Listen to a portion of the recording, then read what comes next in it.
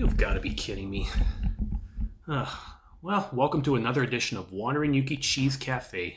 And I got a public service announcement. Please check your chair before you sit down on it. You don't ever want to get cream cheese on your ass by accident. This is not how I want to start this thing. Alright, moving along here. I became infatuated with the legendary thigh of bird. I heard it was like a very famous Mayan artifact that you can maybe find in a temple, and you're feeling, very Indiana Jones-esque. You try to hunt it down and hope you don't get chased down by a barrel or a boulder.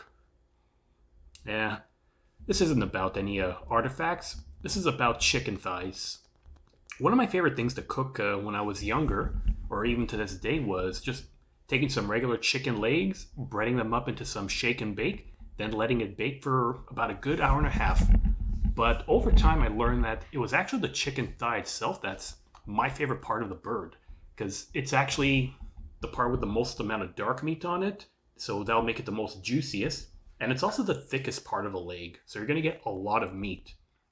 And one of my favorite things to do with it is just bread it up, throw it in the slow cooker, and let it sit so it becomes super soft.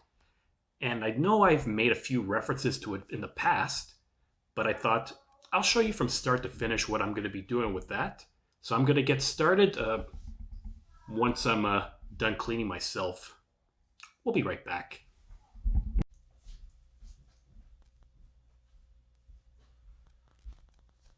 Okay, ready to get started now.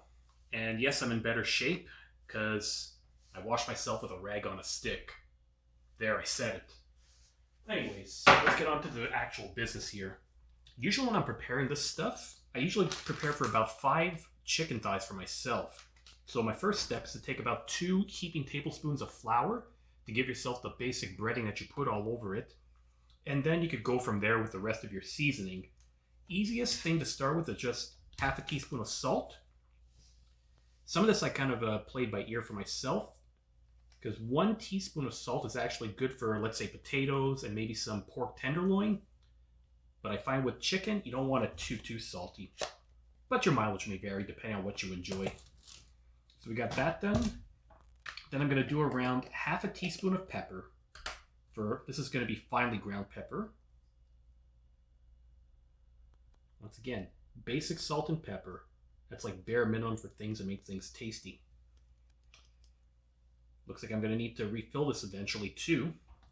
Then you just go from there for your preferences. Personally, I enjoy having turmeric in my cooking over here. It might give it a yellowish hue, who are you? A yellowish hue as it's going to be frying up and then baking. And apparently it's supposed to be good for you too. I'm going to have to Google that to find out exactly how it's good, because I can't tell you off the top of my head.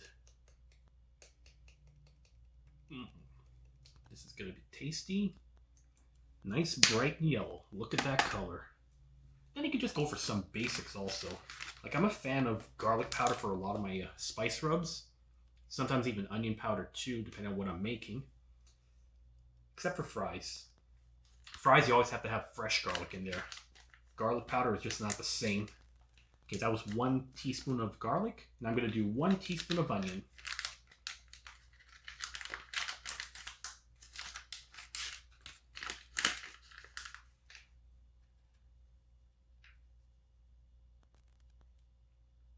Gotta be careful, because I remember when I did my steak spice with this, it was so powdery, I think I got high on onion fumes. Nobody likes that. Hell, don't even get me started on raw onions. It always makes you cry. Then once you have your last seasoning, you just have to mix it up. Then you're good to go to start breading your chicken up before you fry it. Fry? Well, I'll give that to you in a second.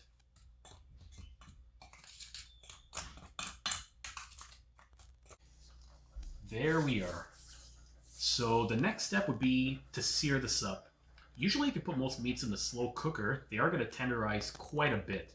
But a trick that I've learned a little while back is it's best to sear it in the pan before you actually do that.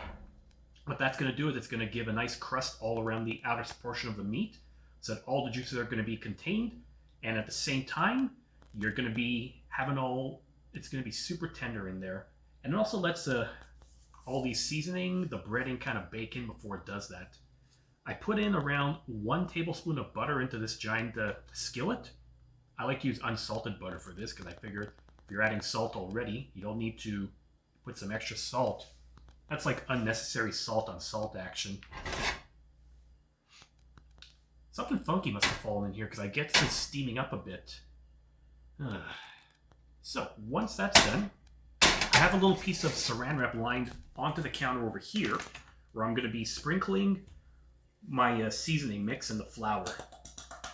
It's not going to be the most difficult part. You don't have to overdo the flour. You just have to take your chicken thighs and then roll it around in here just to get a small coating. And then it's going to brown up really nice in there. So I'm going to get started over here. Oh. One of my cats is starting to get excited. He either smells food or he has some companionship in the form of a ghost. And he's meowing too. I don't speak cat yet. I can't tell you what he's saying. There's one thigh bird done. And then when I'm cooking this, I'm going to wait until I get a nice brown coloring in the butter. That's going to tell me it's ready to throw in. See, that's 1 down. 2. Oh yeah, I forgot to mention that after I'd cut the camera the last time, I added a teaspoon of oregano because I kind of wanted to go Greek today. And oregano's awesome. I love the flavoring of it when I had it in my garden. Except you always have to let it cook for a little while because it has very pungent taste if you eat it raw.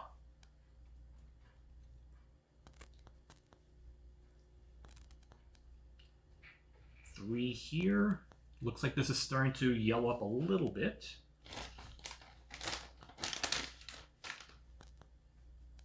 There. Unbelievable. Sometimes the simplest basic recipes are also the most tasty. And this pack of thighs that I got, you know, it usually comes like 15 to 20 of them at Costco. You get it for like $15 or so. It's like not a bad deal. Shows you can live on a budget but still feel like you're eating royalty. Now we got one more left, and I think I should start throwing these in soon enough.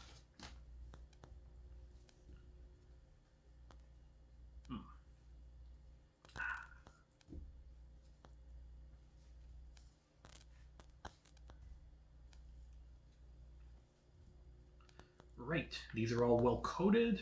I can add a little bit of the coating afterwards in the pan, but perfect timing because they're kind of yellow, ready to go. So, first thigh. Jeden, dwa, trzy, cztery, pięć. I almost forgot my Ukrainian there. Actually, I'm still amazed I could even count to 5. Or at least 4. 5, it's I'll wait and see if that actually happens. There.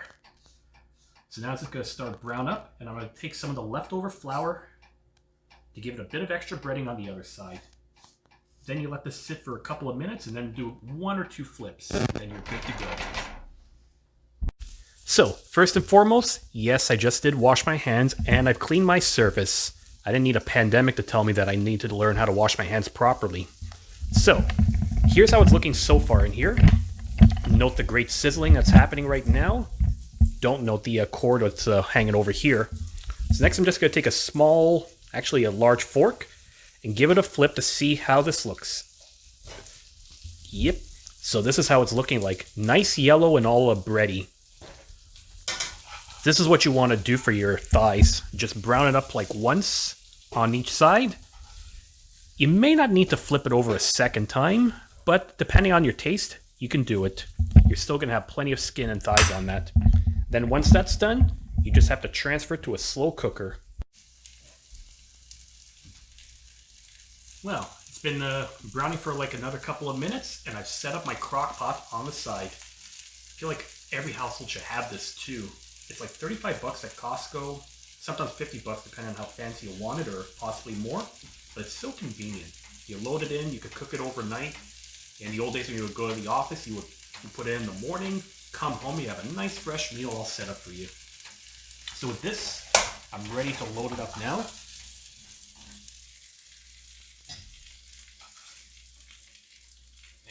It's all nice and browned up.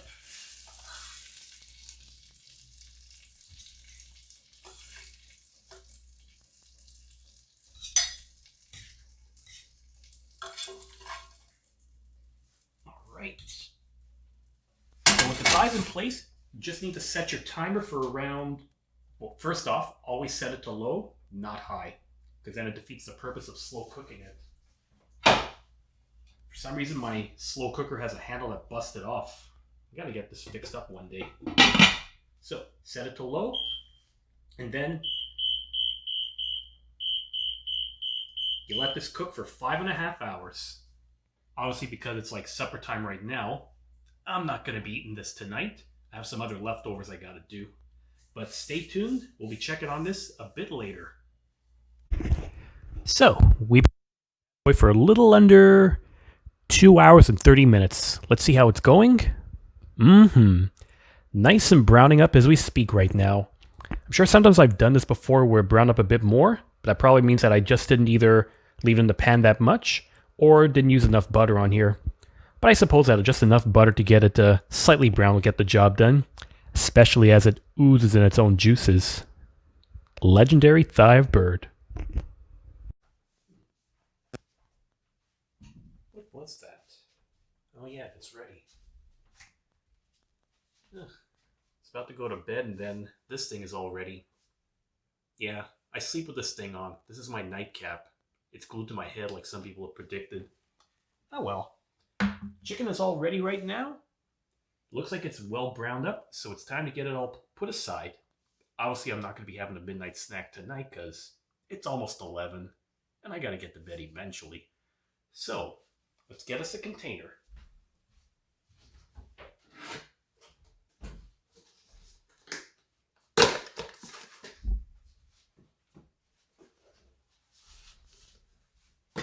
And the glove too, because I do not want to burn this hand off.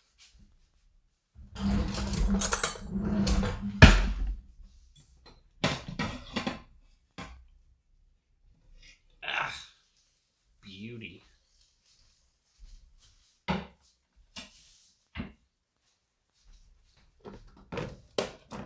I think all day I've had the whiff of chicken thighs all around the house.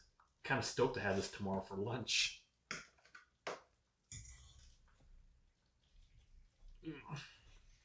And lo and behold, it's a bit stuck. Well, I'm going to work on getting the rest of these out, but behold, here we are. Oops, let's get some candlelight here. Ah, doesn't work. We have chicken thighs, and these are just going to melt in your mouth tomorrow. Because when you put it up in butter, the skin takes on the properties of butter, just melts, and is super delicious. And it can accompany with a bit of rice, pasta, like practically anything, of course. And make sure you have your veggies too. You need to have your vitamins in this time of year. So on that note, thanks for watching everyone, and this is another Wandering Yuki Cheese Cafe segment, signing off.